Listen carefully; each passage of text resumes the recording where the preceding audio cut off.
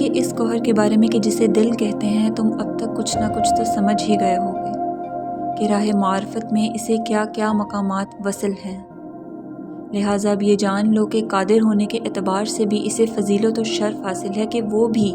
فرشتوں کی سی خصوصیات میں سے ہے اور دوسرے حیوانوں میں نہیں پائی جاتی۔ اور اس کی حقیقت یہ ہے کہ جس طرح عالم اجسام فرشتوں کے زیر حکم ہے کہ جب وہ دیکھتے ہیں کہ خلق کو فلاں بات کی حاجت ہے تو مناسب موقع پر اللہ تعالیٰ کی اجازت و حکم سے بارش برساتے ہیں، موسم بہار میں ہوائیں چلاتے ہیں اور حیوانات کو رحم مادر اور نباتات کو زیر زمین مختلف صورتیں عطا کرتے ہیں اور پھر انہیں باہر لے آتے ہیں، اور اس قسم کے تمام کاموں کے مختلف فرشتے مقرر اور متعین ہیں۔ اسی طرح آدمی کا دل ہے کہ وہ بھی فرشتوں کے جوہر کا ہم جنس ہے، اس لیے اسے بھی قدرت و اختیار سے نوازا گیا ہے، اور اسی وجہ سے اجسام عالم میں سے بعض اس کے مطیع و فرما بردار ہیں، اور ہر شخص کا اپنا عالم خاص اس کا جسم ہے، اور جسم دل کا مفتوح ہے۔ مثلاً یہ سب کو معلوم ہے کہ دل انگلی میں نہیں ہوتا اور علم و ارادہ کا مرکز بھی انگلی نہیں ہوتی، لیکن جب دل حکم دیتا ہے تو انگلی میں حرکت آ جاتی ہے اور اس کا حکم بجا لاتی ہے، اور یہ دل ہی ہے کہ اگر غصہ اس میں ظہور پذیر ہو جائے تو جسم کے تمام اعضاء پسینے سے شرابور ہونے لگتے ہیں، اور یہی اس کی برسائی ہوئی بارش ہے۔ اور جب شہوت کا تصور اس دل میں پیدا ہوتا ہے تو ایسی ہوا سی چلنے لگتی ہے جو اعلیٰ شہوت تک جا پہنچتی ہے،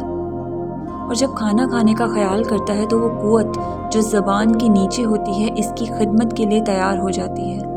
اور لعاب نکلنا شروع ہو جاتا ہے جو کھانے کو تر کرتا جاتا ہے تاکہ اسے کھایا جا سکے۔ اور یہ بات پوشیدہ نہیں کہ دل کا تسلط جسم پر جاری و ساری ہے، اور جسم دل کے ماتحت ہے، لیکن یاد رکھنا چاہیے کہ بعض دل خصوصی طور پر افضل تر اور قوی تر ہوتے ہیں اور جوہر ملکوتی سے بہت زیادہ مشابہ و مانند ہوتے ہیں، اور ان میں یہ قدرت بھی ہوتی ہے کہ اپنے جسم کے علاوہ دوسرے اجسام کو بھی مطیع و مسخر کر لیتے ہیں۔ مثلاً ان کے دبدبے و ہیبت کو اگر شیر بھی دیکھ لے تو وہ ان کا غلام ہو کر رہ جائے، اور اگر وہ کسی بیمار کے لیے کوشش کرے تو شفا ہو جائے، اور کسی تندرست کو چاہے تو بیمار کر دے، اور اگر کسی کا تصور اپنے اندر رکھتے ہوئے چاہے کہ وہ اس کے پاس چلائے تو اس مطلوبہ شخص کے دل میں از خود ایک تحریک سی ہونے لگتی ہے جو اسے وہاں تک لے جاتی ہے، اور اگر وہ چاہے کہ بارش ہو تو بارش ہونے لگتی ہے۔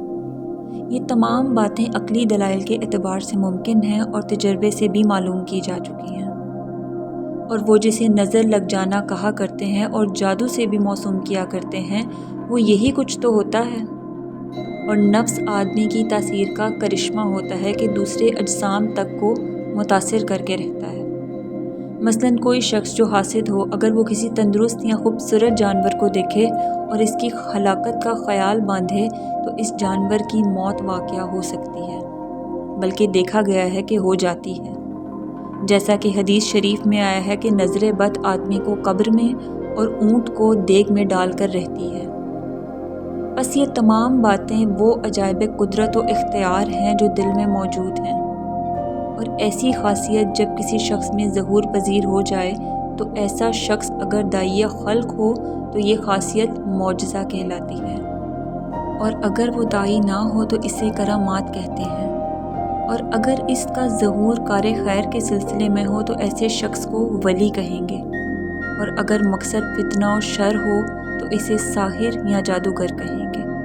اور جادو، کرامات اور معجزہ سب کے سب آدمی کے دل کی خاصیت قدرت کے مرہون منت ہوتے ہیں۔